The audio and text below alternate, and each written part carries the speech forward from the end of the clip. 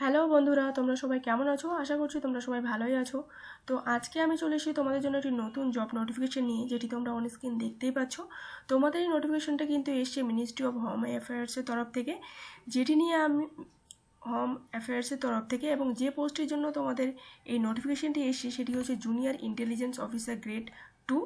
তো এই ভিডিওতে আমি আলোচনা করব যে তোমাদের পে স্যালারি কত রয়েছে এই পোস্টটির জন্য, কত পোস্ট রয়েছে, কোয়ালিফিকেশন কী রয়েছে, কিভাবে তোমরা অ্যাপ্লিকেশনটি করবে, তারপরে তোমাদের এক্সাম প্যাটার্ন কী রয়েছে, এক্সাম সেন্টার কোথায় রয়েছে, অল ডিটেলস আমি ভিডিওতে ডিটেলসে আলোচনা করব। তো তোমরা প্লিজ লাস্ট পর্যন্ত ভিডিওটি দেখতে থাকো, এবং আমার চ্যানেল নতুন হয়ে থাকলে প্লিজ আমার চ্যানেলটিকে সাবস্ক্রাইব করে পাশে থাকা বেল আইকনটি ক্লিক করে দাও পরবর্তী সমস্ত রকম নোটিফিকেশন পাওয়ার জন্য।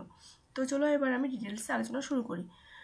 তো আগেই বললাম তোমাদের এই পোস্টটির নাম কিন্তু জুনিয়র ইন্টেলিজেন্স অফিসার গ্রেড 2, এবং ক্লাসিফিকেশনে যদি কথা বলি তাহলে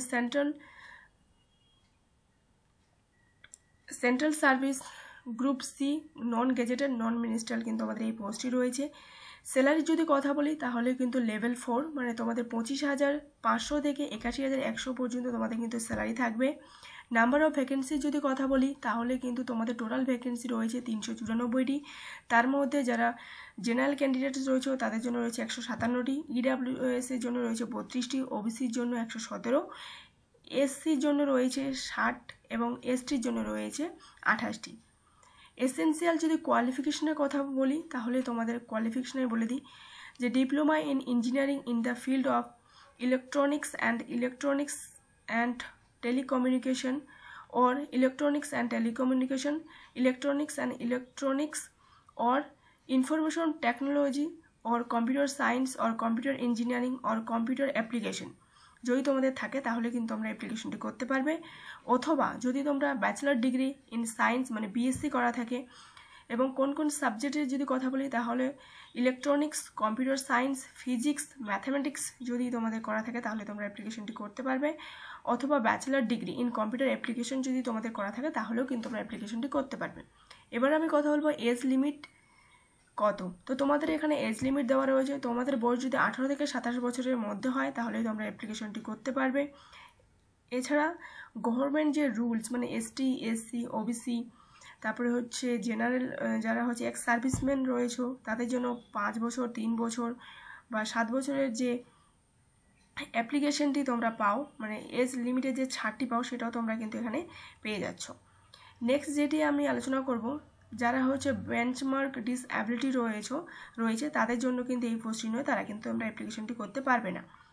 নেক্সট যেটি নিয়ে আলোচনা করব সেটি হচ্ছে তোমাদের পোস্টিং কথা হবে। তো তোমাদের অল ইন্ডিয়া কিন্তু জব লোকেশন কিন্তু তোমাদের এখানে দেওয়া রয়েছে।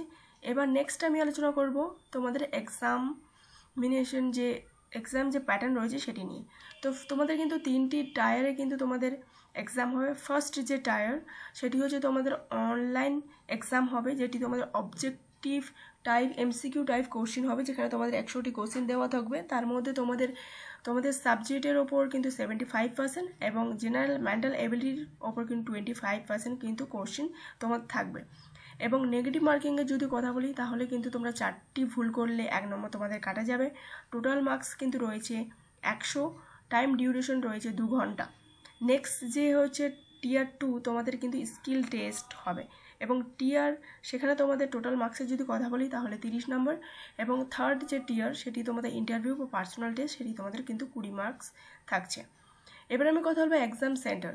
তো তোমরা প্রতিটি ক্যান্ডিডেটস কিন্তু তোমরা 5টি এক্সাম সেন্টার চুজ করতে পারবে। তো তোমরা দেখে নিও তোমরা কোথা থেকে বিলং করছো, সেই অনুযায়ী তোমাদের যে নিয়ারেস্ট যে এক্সাম সেন্টার সেটি তোমরা চুজ করে নিও।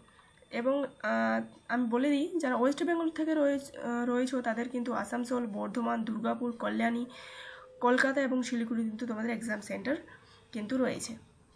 নেক্সট আমি যেটা নিয়ে আলোচনা করব সেটি হচ্ছে তোমাদের অ্যাপ্লিকেশন কবে থেকে স্টার্ট হবে এবং অ্যাপ্লিকেশন কবে শেষ হবে।